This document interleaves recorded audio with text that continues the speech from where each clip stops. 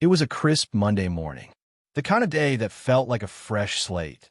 The sun was out, the air felt clean, and people were rushing into the glass-paneled office building of Greystone Enterprises.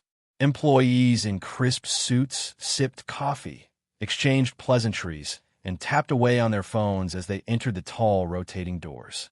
The receptionist, Amelia, flashed a polished smile at the passing staff. She had worked there for 3 years and was used to the energy that pulsed through the corporate halls on a Monday. The office was humming with meetings, coffee machines whirring, and the usual chatter. Everything seemed normal, but what the employees didn't know was that today, everything was about to change. At 8:37 a.m., a woman named Layla walked through the doors of Greystone. She was dressed simply, a navy blouse, slacks, and natural curly hair pulled back neatly. She was black, confident, and carried herself with quiet strength. She clutched a folder in her hand and approached the front desk to ask for assistance. But instead of being welcomed with the same energy that others received, Amelia's smile faded slightly. She eyed Layla from head to toe and with a half-hearted tone asked, "Do you have an appointment?" Her eyes flicking back to her computer screen before Layla could respond. "I do," Layla said, softly but clearly. "I'm here for an interview with Mr. Grayson's executive assistant. My name is Layla Owens." "Oh," Amelia said, lips tightening. "You can have a seat somewhere there." There was no offer of water, no warm greeting, no kindness. Layla nodded, said thank you, and quietly made her way to the nearest chair. In the open-plan office on the 8th floor, employees were buzzing about a rumored undercover CEO test that might be happening this week. Some thought it was a hoax. Others laughed it off, saying, "Please, Mr. Grayson doesn't have time for games." But they didn't know that he had time for something much bigger. Jonathan Grayson, the founder and CEO of Greystone Enterprises, had been disturbed by reports of employees being treated unfairly based on race, gender, or status. He had watched one too many videos where people were mistreated for simply being who they are. And now, he wanted to test his team. He didn't send a memo. He didn't set up cameras in the obvious places. Instead, he partnered with Layla, a friend of his daughter, a graduate from a top university, and a woman with both brilliance and grace. She would pose as a potential job candidate, one that no one knew had already been vetted by the CEO himself. Her task, to simply observe and exist in the space. Would the staff show her the respect any human being deserves? Or would they reveal unconscious biases lurking beneath their smiles? Downstairs, after waiting 30 minutes, Layla stood up and politely returned to the desk. "Excuse me," she said gently. "I just wanted to check if someone is coming to meet me for the interview." Amelia barely looked up. "Someone will be with you when they can. We're very busy." Layla sat down again. She pulled out her phone and messaged Mr. Grayson discreetly. Still waiting. Front desk, not very welcoming. Back upstairs, Mr. Grayson read the message. His jaw tightened. He had hoped for better. 10 minutes later, a young man named Tyler came down to escort her. He had been asked by HR to do it, but he looked visibly irritated. When Layla approached with a polite smile and extended her hand, Tyler hesitated just a moment too long before shaking it. "Follow me," he muttered. No introduction, no warmth, no eye contact. As they passed open office doors, several employees looked up. Some offered forced smiles. One woman nudged her colleague and whispered, "Another one?" Before they both chuckled. Layla caught the comment. She felt the sting, but she didn't react. She just kept walking. They entered the interview room. Tyler offered her a seat, but didn't pull out the chair. "Someone will be with you," he said and walked out. She sat down. She felt every second tick by. What they didn't know is that every word, every glance, every action was being quietly noted. And upstairs, behind a mirrored glass panel, Mr. Grayson watched it all unfold. Behind the scenes, Mr. Grayson was growing increasingly disappointed. From a mirrored panel on the upper floor, which looked just like part of the office wall, he watched Layla's experience unfold in real time. A small team from HR and diversity and inclusion sat beside him, quietly taking notes. "She's been in the building for nearly 50 minutes and hasn't received a proper welcome," whispered Dana, the head of HR. This is exactly the kind of unconscious culture we were afraid of. Mr. Grayson didn't say a word. He just stared at the screen, his eyes narrowed. Downstairs in the interview room, Layla adjusted in her seat. The room was cold. She checked her watch. 10:07 a.m. Her interview was scheduled for 9:30. Finally, the door opened, and a woman in a sharp red blazer walked in. Her name was Candace, the director of marketing. She was young, ambitious, and had a reputation for being assertive. She didn't greet Layla with a handshake. She didn't even say hello. Instead, Candace sat down with a folder and sighed, clearly irritated. "So, Layla, right?" she said, flipping a page. "You applied for our creative strategy associate role. Your resume, it's okay. But I'll be honest, we've had people from better schools apply." Layla blinked. "I actually graduated from Princeton," she said gently. "Top of my class in media and communications." Candace paused. She hadn't read that far. "Huh, interesting," she mumbled, brushing it off. "Well, let's get this over with." Get this over with. Those words echoed in Layla's head as Candace threw out rapid-fire questions with condescending undertones. It became clear she wasn't trying to get to know the candidate. She was trying to prove a point, that she was in charge, and Layla was just another name in the pile. "Have you led any campaigns?" she asked with a smirk. "And I mean real campaigns, not school projects." "I interned with Ogilvy and Mather and helped manage a regional campaign for a tech startup that saw a 30% increase in engagement," Layla replied, maintaining her composure. Candace raised an eyebrow, then shrugged. "Still, you don't really have the presence we typically look for in a client-facing role. Maybe something in admin might suit you more." That stung. Not because Layla wanted approval, but because the words felt so loaded, so familiar, so coded. Upstairs, Mr. Grayson turned to Dana. "Make a note of that last comment." Layla remained calm.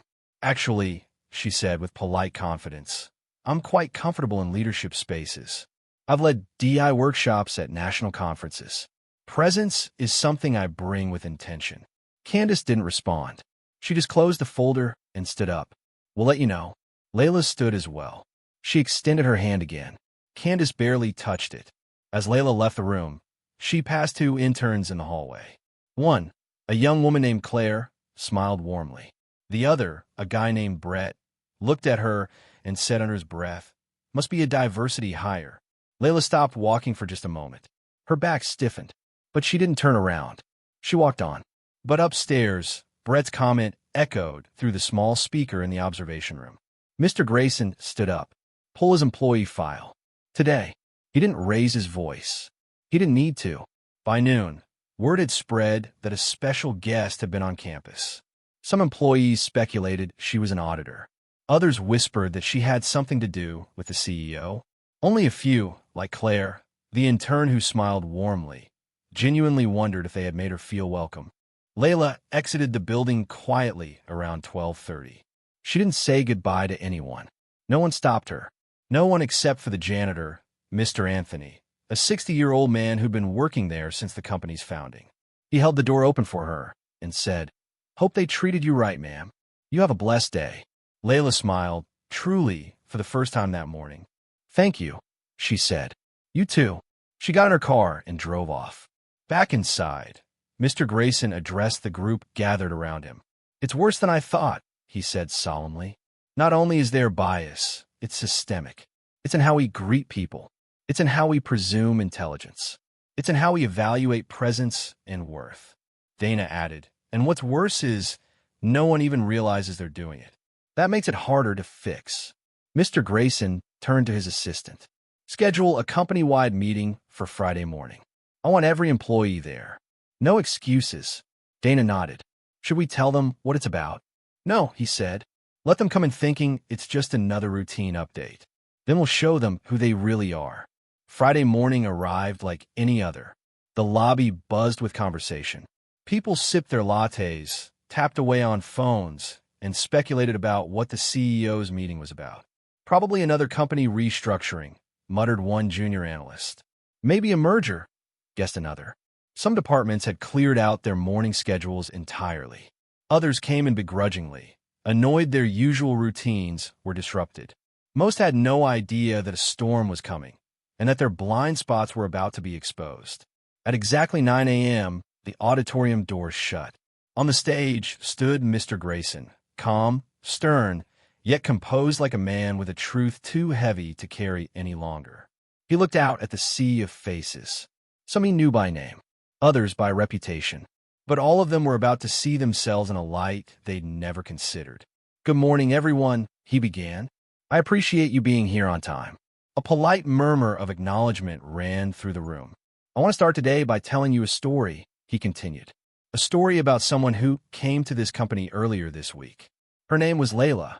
A few people perked up. She arrived early. She entered our building with confidence, credentials, and a willingness to engage. What she received in return was instructive. A screen lit up behind him. Video footage began to play, but not just any footage. It was surveillance video cut together from the lobby, hallways, waiting rooms, and interview rooms. It followed Layla's journey from arrival to exit. People began to shift in their seats.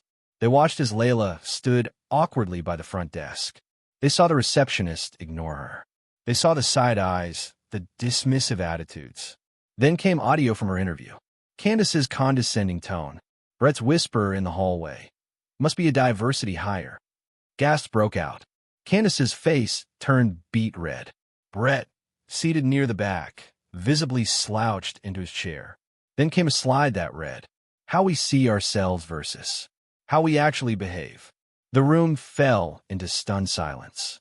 Mr. Grayson stepped forward again. "I didn't bring Layla here just for a job interview," he said. "I brought her here as part of a deeper test. Not for her, but for us." Heads turned.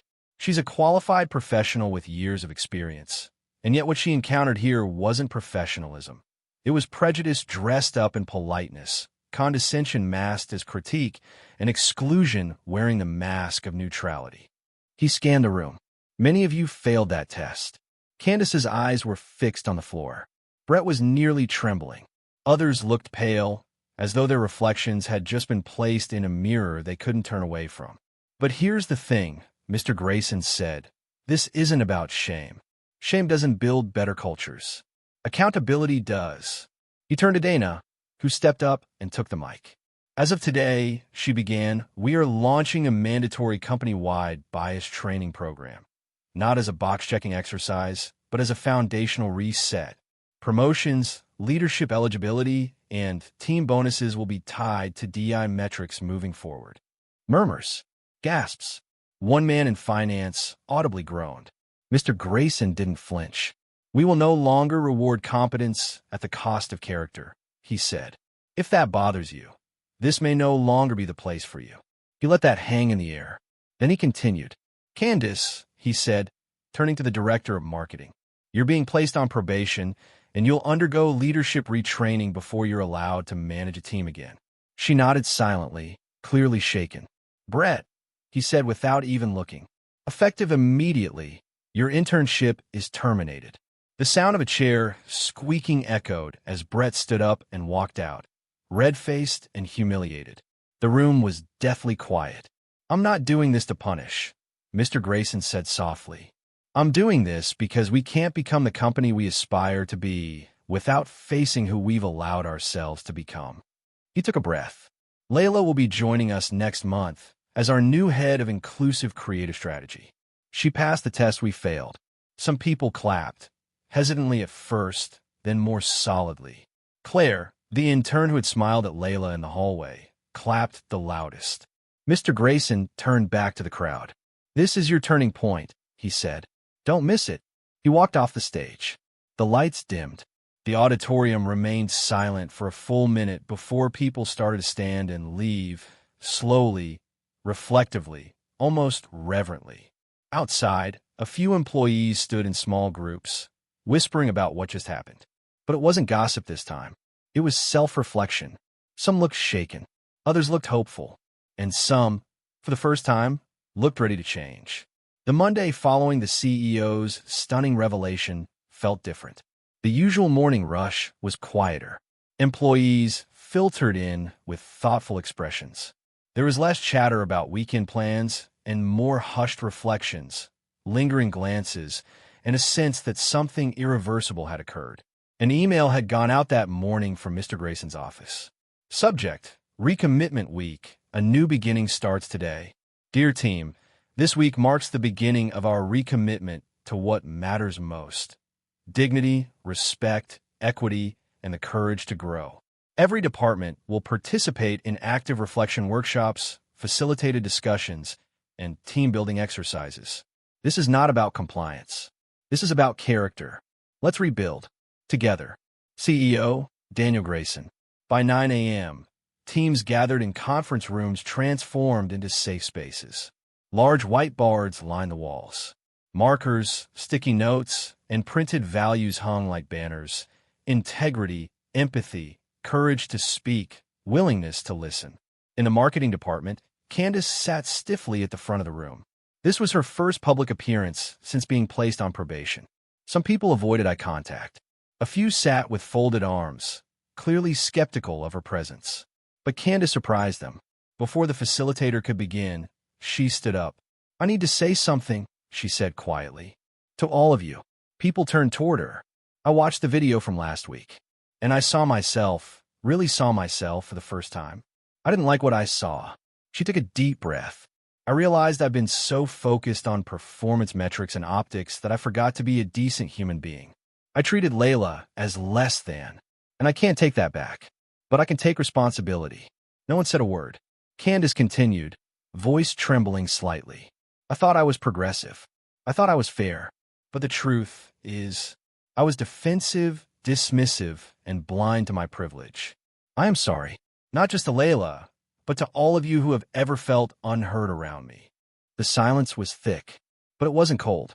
It was processing. A junior designer named Mira raised her hand. "Thank you for saying that," she said gently. "I've worked under you for 2 years, and I've always wanted to speak up, but I was afraid. Afraid that my ideas would be brushed off like they usually were." Candace nodded. "You were right to feel that way. That ends now." In another room, the product development team sat around a large table.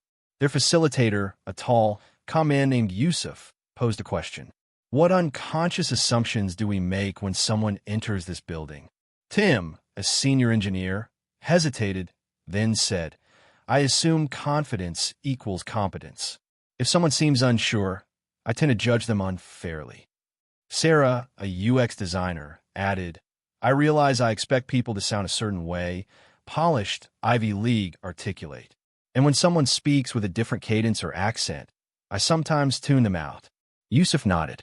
"These patterns are not unusual, but left unexamined, they become systemic." He then handed out cards. Each card bore a quote from someone in the company. Anonymous.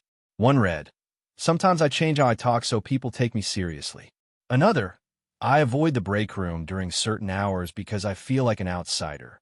And another, "I've been here 5 years, and no one's ever asked about my background." As people read them aloud, emotions rose. Tears welled in a few eyes. The illusion of meritocracy cracked.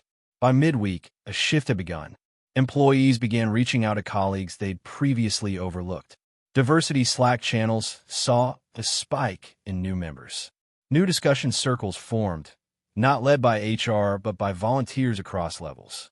People shared stories of childhood, of hardship, of triumph, of pain. Common ground emerged. Humanity unfolded. One of the most moving sessions occurred on Wednesday. It was a company-wide virtual forum titled Reflections from the Margins. Layla, speaking from her home office, appeared on screen. She was calm, graceful, powerful. "I didn't expect my visit to reveal so much," she said. "But what happened was a mirror for you and also for me. I've spent years adapting to systems that weren't built for people who look like me." She paused, then added, "But what encouraged me wasn't just the exposure of what went wrong. It was the willingness I've seen in the aftermath, the willingness to reflect, to grow, to rebuild." Then she said something that stuck with everyone. "You don't fix a culture with apologies. You heal it with truth, consistency, and courage over time." The chat exploded with comments. "Thank you for your grace. I needed to hear this. Accountability is uncomfortable, but it's love in action." After the forum, One senior executive, a white man nearing retirement, sent out a company-wide message. I've been in leadership for 30 years, and this week humbled me more than any fiscal report ever has. We are not just building products. We are building people, and I have much to learn. I'm staying. I'm listening. I'm changing. The tides had turned, slowly, steadily, and not because of corporate pressure, because of awakened hearts. By Friday, the energy on campus felt lighter. Not carefree, but conscious. People weren't perfect, far from it, but they were engaged, alert, and more aware of the impact of their behavior. Mr. Grayson walked through the building that day, nodding gently at employees. He didn't need to say much. His leadership had already spoken volumes. But when he passed the front desk, the same one that once dismissed Layla, he stopped. The receptionist, now replaced with a new hire named Olivia, smiled warmly at a young woman entering the building. "Welcome. Are you here for your interview?" "Yes," the woman replied nervously. Olivia stood and offered her hand. "My name's Olivia. I'm so glad you're here." Mr. Grayson smiled. Culture wasn't changed in 1 week, but the healing had begun. 6 months had passed since that extraordinary week, the week that cracked the facade of performative culture and began the healing of something far deeper, the soul of a company. Grayson Industries was no longer just a tech company with premium products. It had become a symbol of what a company could be, what it should be, when it places humanity at its core. But the road wasn't easy. Culture, after all, is not changed by declarations, but by daily decisions. And Daniel Grayson knew this well. So, he didn't vanish after the incident. In fact, he did the opposite. He became more visible, more transparent, and more vulnerable. Every month, he hosted a live forum called Real Talk with the CEO. No scripts, no fluff, just questions sometimes hard, sometimes deeply personal from employees across the company. During one of these sessions, an employee named Ramon, a mid-level analyst, asked, "Mr. Grayson, are you ever afraid of failing us again?" The CEO paused for a moment, then answered honestly, "Every single day." There was a beat of silence. "But I've learned," he continued, "that fear can either paralyze you or guide you. I choose to let it guide me toward deeper listening, toward better choices, toward asking myself, who might be harmed by this decision I'm making?" That level of candor rippled through the company. Other executives followed suit.